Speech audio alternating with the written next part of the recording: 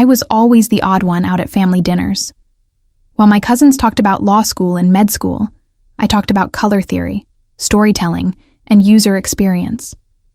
My uncle used to laugh out loud, literally slap the table and say, "So, you're going to draw cartoons for a living?" My mom would force a smile, but I could see the disappointment behind her eyes. Even my little brother, still in high school, once said, "Maybe you should pick something real." And I did consider it, more than once. But every time I tried to imagine myself in a courtroom or a lab, I couldn't breathe. I felt like I was drowning in someone else's dream. My heart beat for design, for ideas that lived on screens, that moved people silently, without needing to shout. But in this house, silence wasn't respected. It was mistaken for failure. The worst part wasn't the jokes, it was how they stopped asking. At first, they mocked my digital design and media arts degree, but eventually, they just ignored it. At birthdays, no one asked about school. No one wanted to hear about my portfolio or the app I'd helped redesign for a class project. They talked about new cars, new internships, and I just nodded, smiling, pretending I wasn't shrinking inside. At night, I'd stare at my ceiling and wonder if I'd made a mistake, but then I'd open my laptop and lose myself in pixels and typefaces and motion curves. I lived in two worlds, one where I was invisible and one where I was building something that no one around me understood yet. I stopped trying to prove anything. Instead, I started crafting quietly. My escape was creation. My response was consistency. They didn't see me, but I was becoming something they couldn't yet imagine. Graduation day came, and while everyone else had rows of cheering relatives with balloons and signs, I had my mom and dad, silent, uncomfortable, looking like they were at a dentist appointment. My name was called. I walked across that stage holding a degree they still didn't respect. No applause, no photo. Just a half-hearted "congrats a kiddo," before we drove back in silence. That night, my dad said, "Now comes the hard part, finding out no one pays for pretty ideas." I didn't argue. I just nodded and went to my room. What they didn't know was that during my final semester, I'd interned remotely for a startup based in Austin. Quietly. After midnight, I'd redesigned their entire onboarding process and increased user engagement by 40%. The CEO noticed, offered me a contract position the week before finals. I hadn't told my family.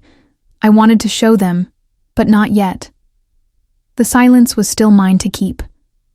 I moved out 2 weeks later. No dramatic exit. Just a polite note on the fridge and boxes in the trunk of my car. I rented a small apartment above a bakery. It smelled like warm sugar every morning, and turned it into my studio. My new job wasn't glamorous, but it was real. I worked freelance hours that bled into the night, taking on every project I could. App redesigns, branding kits, even podcast cover art for someone's dog. I didn't care. I was building something. And with every invoice paid, I started to feel taller, stronger. I no longer needed approval to breathe.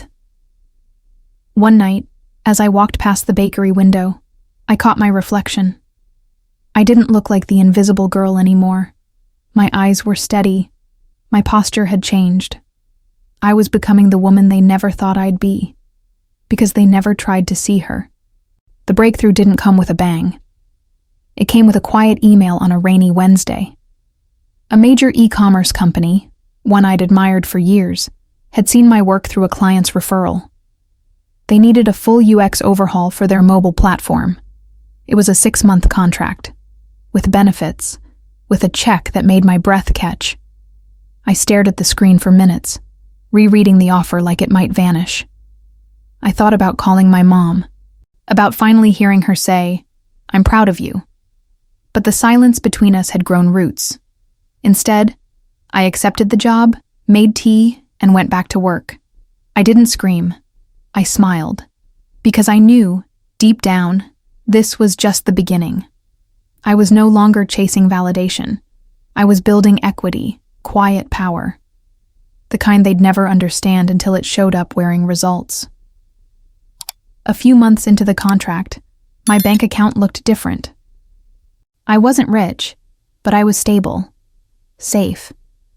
And for the first time, seen, not by my family, but by the world I'd chosen to create in. I was asked to speak at design webinars, invited to panels, featured in a small tech magazine. My name was starting to mean something, outside the walls that once made me feel small. But the real moment came when I got a call from my mom. It was short, awkward. "Your dad's in the hospital," she said.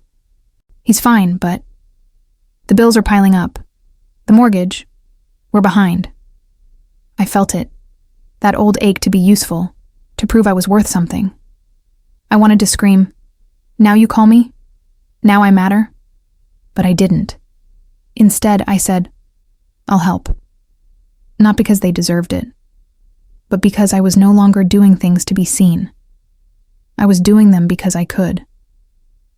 I didn't just send money. I sent the final mortgage payment, quietly, without a note, without a name. I called the bank, got the details, and cleared the balance in one transaction.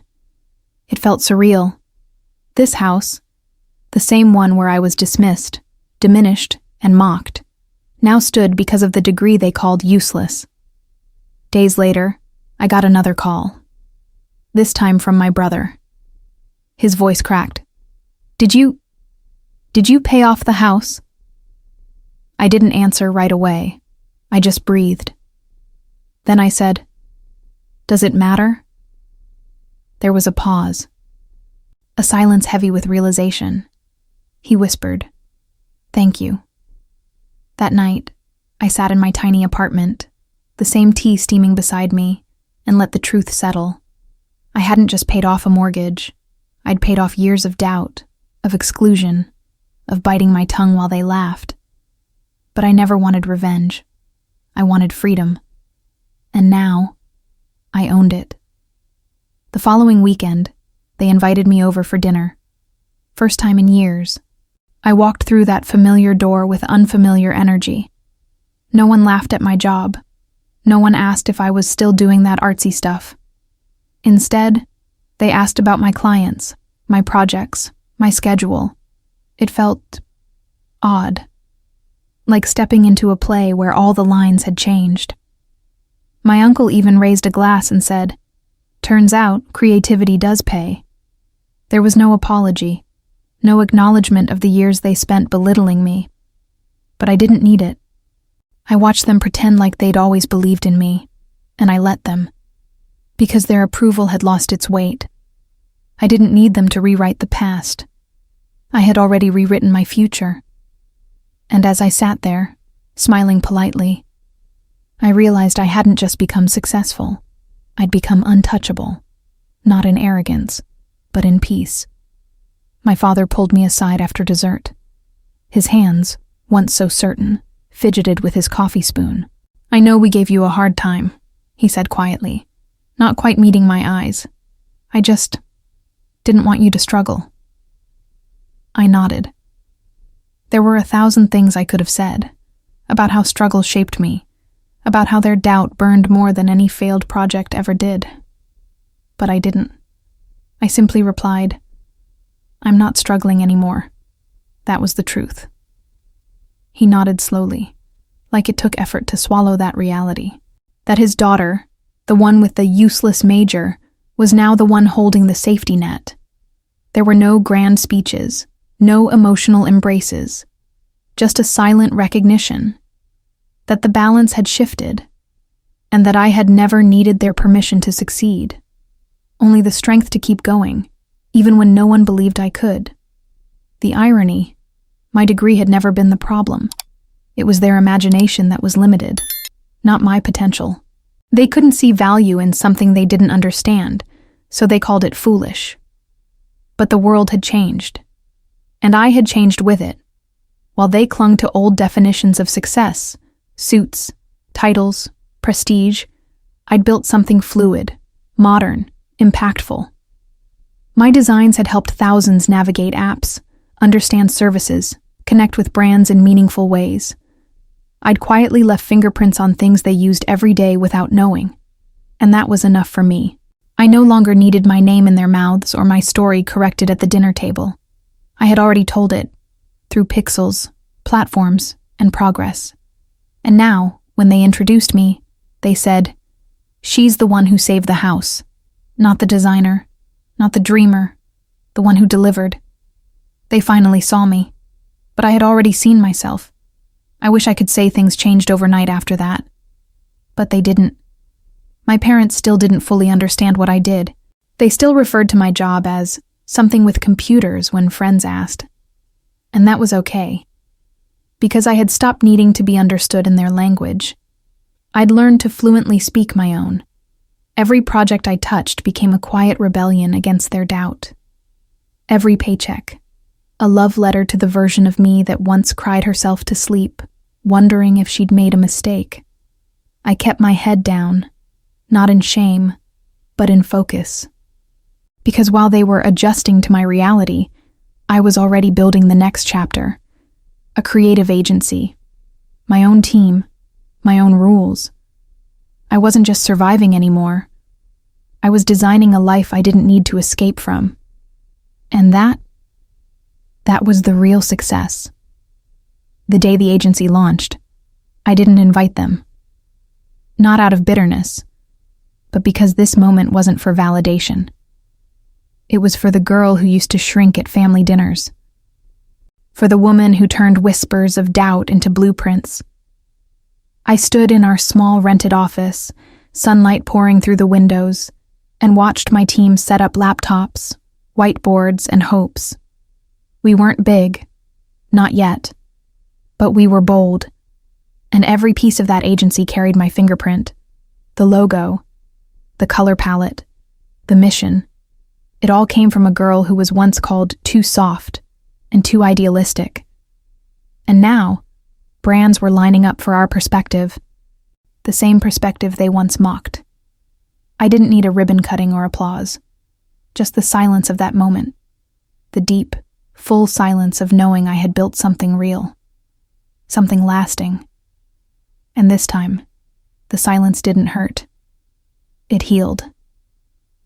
A month later, my brother visited the office. He walked in slowly, holding a coffee like it was armor, eyes scanning the place. "This is yours?" he asked. I nodded. He whistled under his breath. "Didn't think you were serious back then. About all of this." There was no apology in his tone, but there was something else, something close to awe. I gave him the tour, showed him the team room, the client wall, the mood boards. He stood in front of one and said, "You know, I use that app, the one you helped redesign." I smiled. "You're welcome." He laughed, genuinely this time, and said, "Guess I was wrong." I didn't say, "I told you so." I didn't need to. Because that moment, him standing there, realizing I hadn't just followed a dream, I'd built something functional, needed, was the quiet justice I'd waited for. Not revenge, just recognition. One evening, months later, I got a letter from my mom, handwritten. Unfolding it felt heavier than it should have. Inside, her words wobbled between pride and guilt. She wrote, "I used to think success had a dress code, a title, a ladder, but now I see it's courage, and you had more of it than all of us combined." I read it twice, then 3 times. It wasn't an apology, not exactly, but it was an opening. A door she was trying to unlock after years of keeping it shut. I didn't cry. I just placed the letter in a drawer beside my first paycheck, the one I used to pay off the house, because both represented the same thing, the quiet power of staying true to yourself, even when no one else sees you. I didn't need her letter to validate my journey, but I welcomed it. as proof that even stone walls can crack when truth stands long enough. Years from now, no one will remember the jokes at the dinner table. No one will remember how they rolled their eyes when I said I wanted to create. But they'll live in the house I paid off. They'll use the products I helped design. And maybe, just maybe, they'll raise their own children differently. Encourage a quiet girl with big dreams instead of laughing at her. That's the legacy I care about. Not revenge, not recognition, but ripple effects. I still sit by my window some nights, sipping tea, laptop open, music low. The same girl, but not the same. Now, when I work late into the night, it's not to prove anything. It's to build things that matter. And to honor the girl who stayed steady. Even when the world whispered she wouldn't make it, I made it. Quietly. Completely. And I didn't scream. I smiled. Thank you for watching until the end. If you've ever lived through something similar, share your story in the comments. And don't forget to subscribe, because sometimes the loudest impact is made in silence.